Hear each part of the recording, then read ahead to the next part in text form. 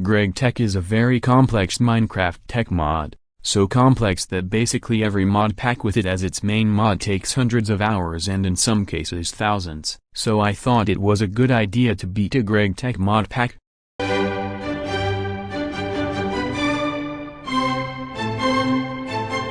For my first GregTech mod pack I decided on GregTech Community Pack Modern because it was made to teach GregTech. Also, before we start, something important to note is I will break things up into little steps so it's more understandable. I spawn in and I open up the quest book and read it. All it contains right now is just some basic information about GregTech that I won't bore you with. After reading some of the quests we can move on to step 1. Get wood, and all of you guys know how this goes. Make a crafting table. Then make a wood pickaxe, which I somehow messed up. Get a bit of stone. Make a stone axe. Something to note is I will rush the beginning part since it's boring. And mine some trees.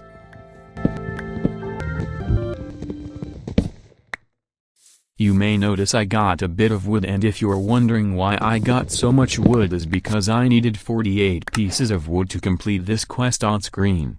For step 2, I decided to complete the quest on screen. I start with getting the sand, which I need 32 blocks to complete the quest, but it said get more than required for the quest, so I do exactly that. As you see, I got a bit more than required. But before I continue with step 2 I decide to do step 1.5, build a base, but since I'm too lazy to find a good base spot, I decided to cut down some trees to make room.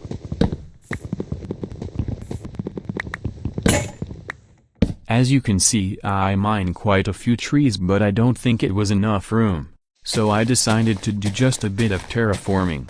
That probably won't take that long. 5 minutes later.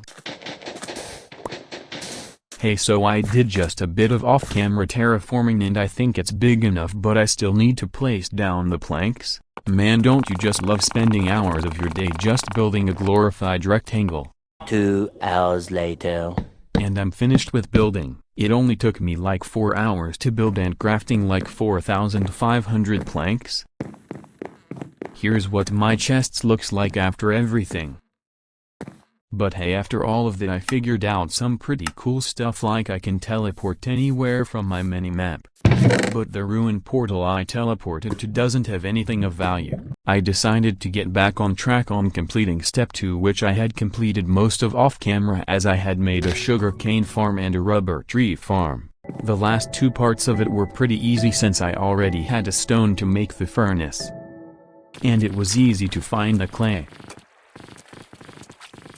From completing the quest I got 24 iron, which is one of the main reasons I decided to do it, but I didn't think it was enough iron, so I decided to go out and find some. Something important to note is ore generation has been changed, so now there are surface rocks that show you what is under. But I was unaware that the copper one had iron. So I spent a while trying to find the iron one, which doesn't even exist. Hey, post-editing here. So it turns out an iron one does actually exist, but it doesn't have iron for some reason. After a while of trying to find it I eventually gave up and just went back home for step 3, made the first of many GregTech tools, the hammer, which is used for crafting. All the hammer need is 1 stick and 6 iron. Step 4. Craft a water bucket, because the hammer quest gave me the materials to make one, and that completes another quest giving me a wooden barrel. The special thing about the wooden barrel is it can hold 16 buckets worth of any liquid. Before I continue the quest book, I did some research on how to get iron and figured out there was iron under copper surface rocks. So I found one and mined straight down and find the copper vein with iron ore. But it's clear I didn't do enough research, since I didn't know the other ore I was mining past could be smelted into copper and iron.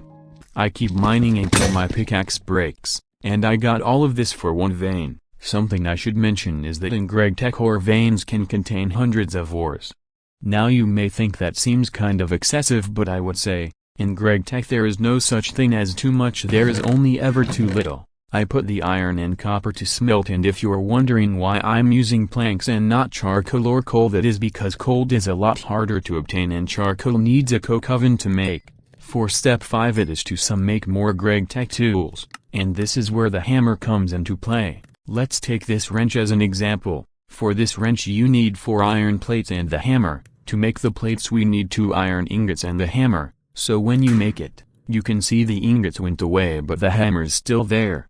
This is because the hammer has a crafting uses, which means you can craft using it that many times until it breaks, and this is how all major GregTech tools work. I completed the quest which required me to make the wrench, the file and the saw, some major tools. For step 6 I made a GregTech axe. Now you're probably wondering what's different from a normal axe. Now other than being harder to make, I would let the footage show you. Yup, it mines entire trees in one go. Now this does still use the normal amount of durability as if you mined it like normal, but still it's so useful, especially with these rubber trees which are annoying to mine. And if you're wondering why I have so many rubber trees, it's because they're apparently important later, and if I've learned anything from GregTech it is hoard copious amounts of items because you need way too many later. For step 7 I make wrought iron nuggets, which can be turned into wrought iron, which is the same as iron but 50% more durable. Now why didn't I do this earlier? Well, I kinda forgot this existed. But it will be helpful for step 8, making a mining hammer, not to be confused with the hammer. This hammer is used for well mining, but it costs 6 iron or wrought iron plates to make, which means it takes 12 iron or wrought iron ingots to make. But before I use it I complete step 9, making a crafting station, which is very easy to make, and allows me to use the inventory of adjacent storage blocks. But before I go on with step 11 I decide to go out for mining, and I'm able to test out the mining hammer. Yeah, you probably get why this thing costs so much more than a normal pickaxe now, but I do have to say it does feel like the durability does go away really fast. After I finish mining I decide to make drawers. It can only store up to 4 different items, but the main thing is they stack up to 512, which is useful for storing something like dirt or cobblestone. For step 11 I need to make 24 bronze, and for that I will need dust, copper and tin, which is made using the mortar of GregTech 2 long copper and tin ingots, then combining the both of them to make bronze dust, then smelting it to make bronze, which will be useful for next episode. For step 12 decide to go for the major quest of the introduction. Oh yeah, I should mention everything I've done so far and almost I'm going to do in this episode is just the introduction of the quest book. The major quest of the introduction is the coke oven, our first GregTech multiblock. For this I need a lot of clay, so I go and find and mine some. After this I make 4 brickwooden form just to realize I only needed 1, because it doesn't use them up. So I bury the others. Anyways, with the brickwooden form I make some compressed coke clay. With the compressed coke clay I put it in the furnace so it smelt into coke oven brick. And 4 of these I can make 1 coke oven bricks. And if you're wondering, yes, they do have nearly the exact same name, it's just one has an S at the end. Anyways, I'm able to make the coke oven, technically completing step 12, but it's a multi-block, which means I need other blocks to have it work. In this case it is 25 coke oven bricks. I already have enough clay, so I just needed to mine some sand. I miscount and only make 17, but I place them down, then make the rest and place those down, properly completing step 12.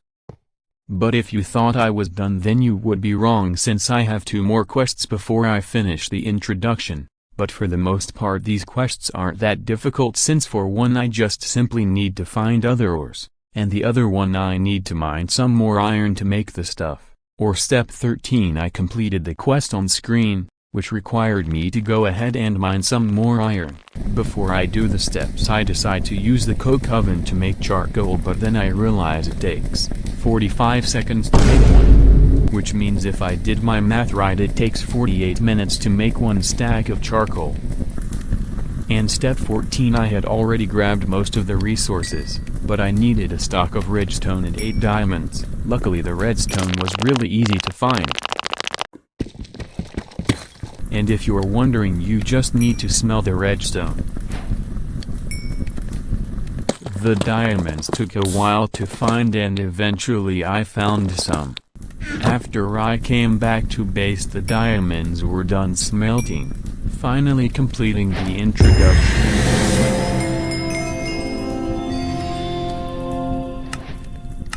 Completed quest gave me some pretty decent rewards. Decided to do one more thing. Step 15. Make a low pressure steam solid boiler, which is the entrance to steam.